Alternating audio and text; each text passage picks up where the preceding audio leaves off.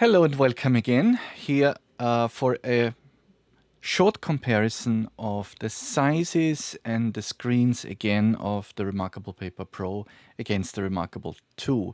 And this video is essentially a follow-up on some of your questions, and I think this is valuable information in order to understand what you can use this device for and what is maybe not the ideal use case. So let's get into it. Here you see both devices, and by the way, you can see it here behind me. Today we have a quite sunny day outside, bright sunshine, which means there is extremely bright backlight in the window and also from the side. And you see this when I move my hands, there are shadows all over the tablets. There is no artificial lighting, this is just coming from outside. Also changed with respect to the previous video that I've published yesterday is the sides on which the devices are located. So I have actually intentionally located now the reMarkable Paper Pro closer to the sunlight and to the window outside, and the reMarkable 2 a little bit farther away, because it's the brighter device, you know, it has the whiter background, if you will. So this is now changed, and as you can see on the screen, or at least I can see here on my monitor, it's hard to tell the difference. The reMarkable Paper Pro is darker a little bit, and it's also warmer. It has a more slightly brownish, grayish-brownish tint to it, whereas the paper background of the reMarkable 2 is pure gray.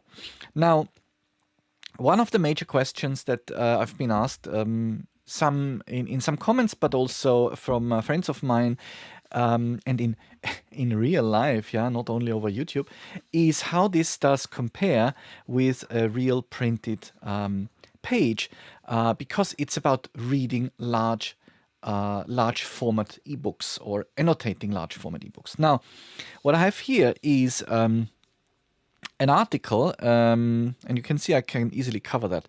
An article of the from Astroparticle Physics, a recent paper, which was, by the way, quite controversial because of certain mathematical impurities and problems in this publication. Nevertheless, you may want to Google it if you are interested in the theory of everything and how to combine quantum physics with relativity theory. Okay, that's a nerdy topic. Apart from that, we have here this document, and it's printed on A4 paper. For those of you from the US, sorry guys, I don't have access to US letter format here. I don't even think you can buy this paper format in Europe because nobody's using it. But I know from printer settings and a couple of papers I have received years ago in the US in printed form that it's more or less very similar. I think it's a little bit shorter. This is also maybe because you have here on this paper, you see that there's bottom board margin, and so top and bottom margins are slightly bigger than the side margins, which I think is to account for different print formats, because US letter is a little bit less in height, but a little bit wider. Approximately, honestly, there will be no huge difference. So take this with a grain of salt. We are trying this with an A4 print, which is the standard large page format we are using here in most European countries. And you see the paper easily covers the entire tablet. So there is no doubt it's not full size. Full size would be really, really very, very wide. Now, if you look, however, now at that one, it is, of course, if you just look at the text, we are not so far away because we have the margins. So we have here, yeah, a little, I mean, actually I can put it here on top and on bottom, and it almost fits into the screen size of the reMarkable Paper Pro, provided that really you get rid of all the margins at the same time.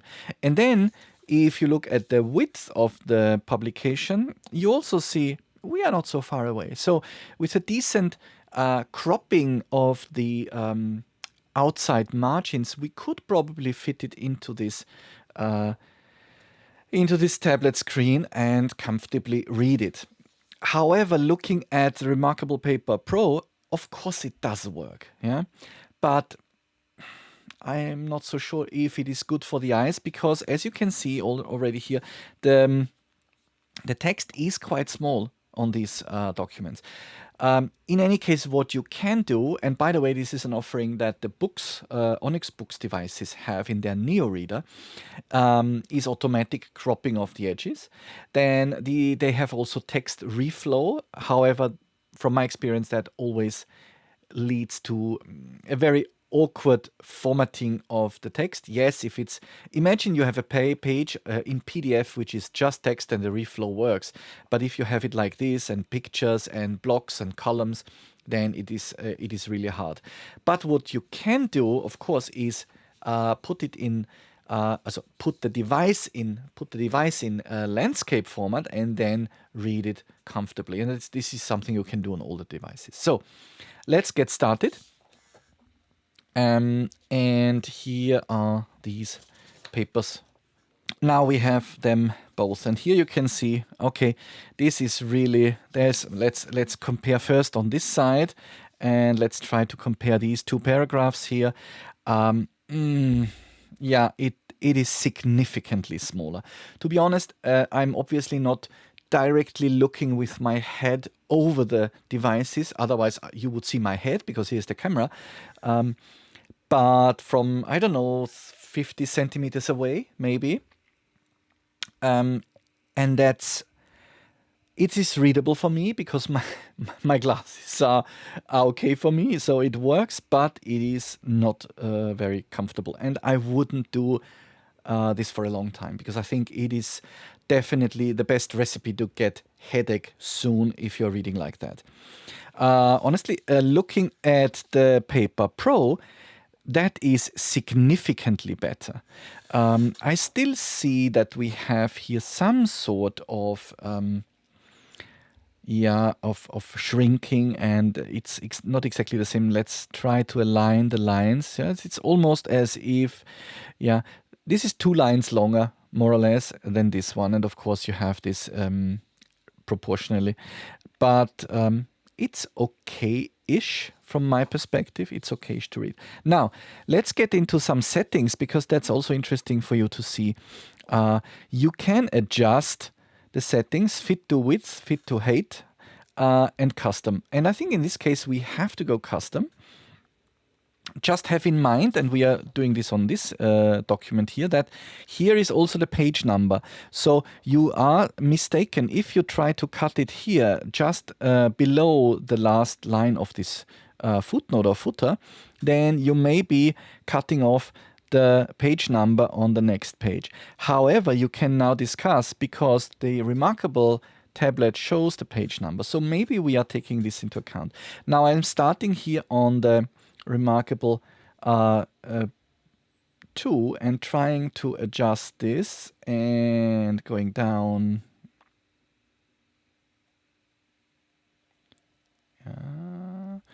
So could work, yeah. Now the problem I have with that, it is annoying to do this, yeah. You have really to be very, very subtle with your fingers, as you have seen, but it's maybe not the best approach. Now let's look what we have achieved, and I think it is decent. It is much, much better than before, and that's encouraging. Okay, now let's do the same on the reMarkable Paper Pro. Adjust width and fit to custom. Now fitting to custom, again here, let's try this. You have to get the first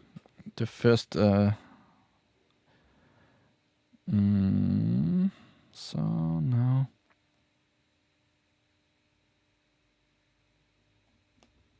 okay, let's go for set, and now let's, yeah. Now, So now both display the same paper. Now what I see here, sorry, again, there is some reflection, some shadows here. Looking at that is that the contrast here is definitely higher because you have the brighter background. But what I see also is that the font itself is not as black, as dark as on this one. And this is because of another setting that I can show you. Let's compare. Join me please in looking at this menu here, in this particular menu. You have your PDF settings, you've adjust the view, you have, oops, apply contrast filter. This is not available on the reMarkable 2. Then set to landscape search and a new note page. Okay.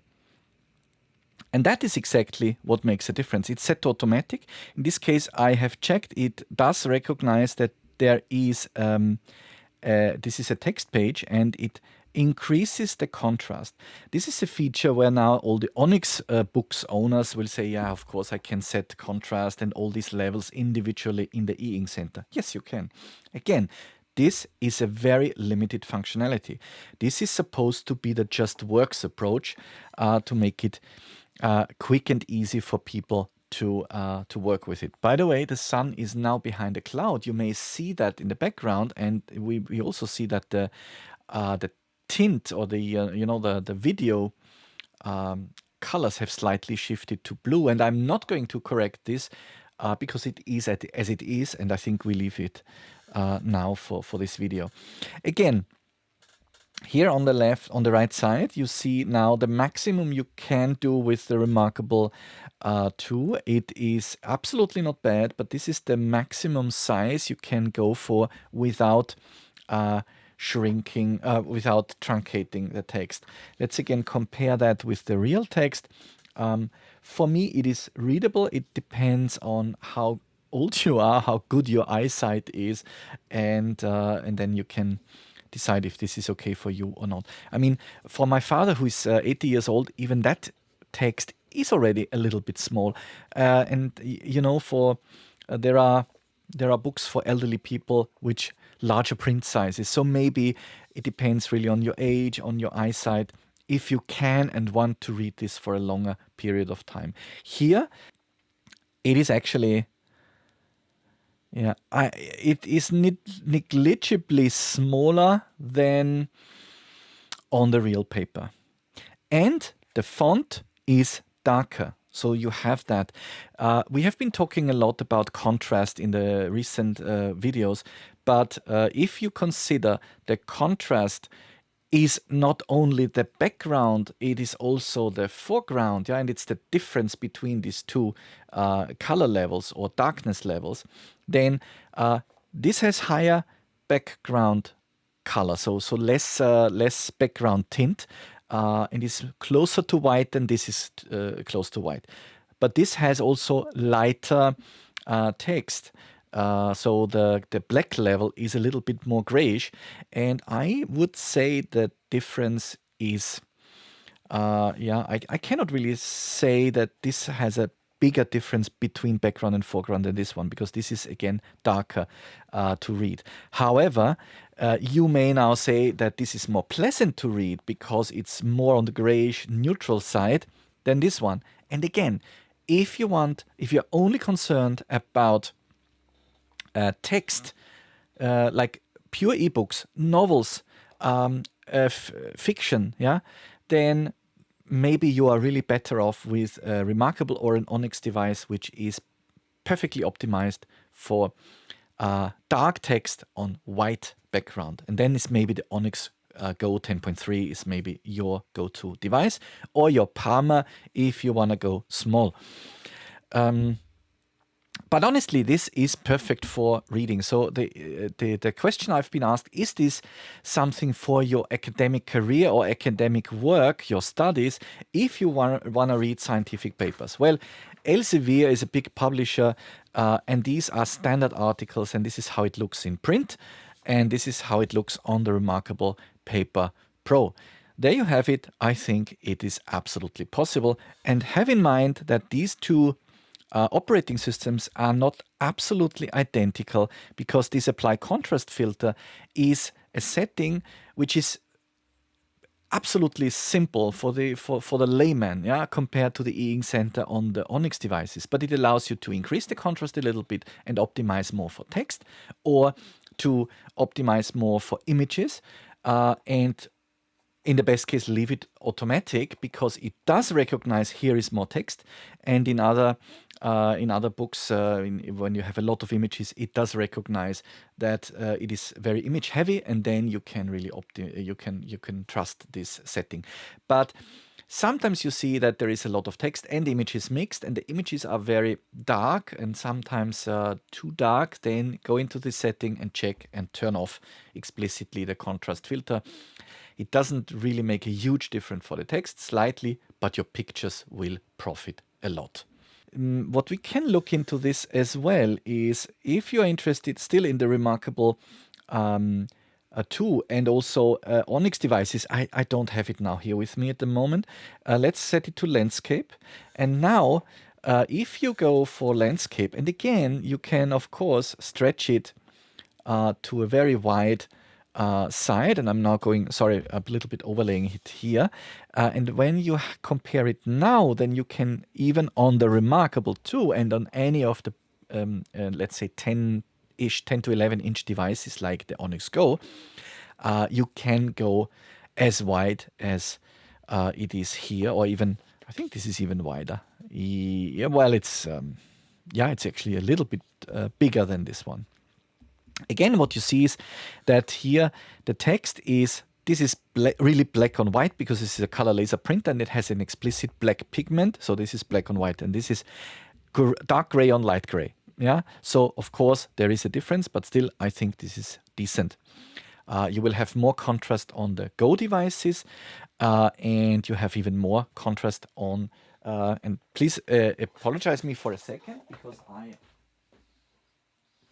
I'm getting here another device which you all likely know, and this is the good old iPad. Actually, it's really old. This is one of, I think, 4 years old. It's an iPad Pro, 12 point something or close to 13-inch. But what you see here, it's approximately the same size as the Onyx. As the reMarkable Paper Pro outside, but it has a bigger screen. So you see here the bezels, yeah. Here the iPad screen ends, and here the screen of the Paper Pro ends, and that is a significant difference. And now comparing here the screen. The screen presentation, of course, this has more contrast. I mean, it's backlit, yeah. So if you compare this now, then for me, honestly, that is now something in the video you don't see. But for me, it looks almost similar with the background lit screen on the iPad. And of course, I can now, as I wish, can now scroll it individually. And have here exactly the same size. But as you can see, let's try to replicate the size more or less. Yeah, maybe that's it. But you see, essentially what you see is here that you are not so far away. Yeah, you are not so far away. Yeah. So definitely this, if you have the right reading conditions, no reflections and so on, and you don't want to read for a long time, you don't have any topics with, the distraction-free approach of this device, you don't want to read in bright sunlight. By the way, the latest iPad with the mate screen and outdoor visibility, I don't know if that works and how it works, but we should maybe compare this at a later stage. But this is definitely comparable in reading quality. And of course, it's now not fair because it's not backlit, but you can see there is nothing on the iPad. So, okay. And again here, this is fairly close. So if you want this as a distraction-free reading and annotating device for your academic papers. Here you go, and I think it's worth noting that. So with this setting, I would like also to compare now the modes which you can use to read and annotate academic papers or large size books, because these books are really difficult to read on a small screen size, as we have seen on the reMarkable 2, and the same goes for the Onyx Go 10.3. Despite the sharp and crisp font, it is honestly a little bit too small. If you go on both devices, you can do that. You have here a setting, and you can go to landscape mode. Here is now set to portrait because I am already in landscape, and adjust width. And I recommend set fit to width, because then you don't need to mess around with this scrolling and adjusting and cropping the page. The page size. On the Neo Reader application on the Onyx Books devices, there's an automatic mode which mostly works, but sometimes also cuts the edges to the extreme, and I don't like this either. So I do adjust it on the Onyx devices myself, but they have an advantage. They have sliders and numbers, so you can explicitly increase the margin or decrease the margin, and you don't need to use this a little bit finicky drag to zoom feature with the fingers, which is difficult on an e-ink device because of the slowness of these operating systems. So here we have the same. I have here done the setting. You see it's set to landscape because it says set to portrait, which means if you want to go back, it's set to fit with. And in both cases, I start with the reMarkable 2. You can now scroll and you read perfectly on the reMarkable 2, but you don't have the full page at once. And now there is one issue or limitation that I have with this mode is you scroll up and down and you think you can continue, and where's the next page? Yeah, the next page is there. You have to swipe to the right. And then you can go within a page up and down, which to me is a significant limitation, because in this mode, if I have to use up and down, I would like to have a continuous flow rather than to be required to just scroll up and down within one page and then left and right to switch pages. But one thing happens if I'm on the bottom of a page and I go to the next page, it goes to the top again. So it's like switching zigzag. It goes down and then you go up again. And this is useful. And we go back now, it also goes to the top of the page, which means it does not remember that you have left the page, which is page number 2 here, on the bottom, because if I go back, I'm again on the top of this page. This is just to remember, if you want to use this landscape mode, then you have to be aware of these limitations or features depending on how you interpret it. I'm sure that reMarkable will market this as a feature and not a problem. So, yeah. Now, let's do the same with the reMarkable Paper Pro now, because of course that's even greater. And you can now see here the screen refresh is a little bit slower because of the gallery technology and colors. But if you now compare this with the real text, you are actually quite significantly bigger here. And also comparing this with the reMarkable 2, which we have just seen, it is also more black and less grayish, with the other side of the story, that the background is also darker. Yeah. You can of course see here that this is not just gray, that this is blue. You can, I think the rest of the document does not really have any colors, does it? No, I don't think so. Okay. Yeah, this has color, this has color. But honestly, if you want to use this mode to read documents, and in particular looking here at the formula and so on, this is crisp, this is sharp. Even the small indices, exponents, the square root here, this is all perfect to read. So I would say, if your question was, can I use this to read, annotate, and work with academic papers, then the answer is a clear yes. It's perfectly suited for that one. And in case you have documents which are containing color, then of course you have a major advantage. Let's go here to papers. Let's go for this, for example. Better and faster large language models with multi-token prediction. We can try if here the adjust to width is going to bring an improvement. To height, it's maybe even better. Okay. And you can see that is, of course, that gives you a major advantage over pure text, pure black shades and black text. Also here, because otherwise on a black and white device it would be rather difficult to understand here the legends of the indications, because you would have only 3 gray shades, and that is maybe a little bit challenging. Of course, the rest of the text is black.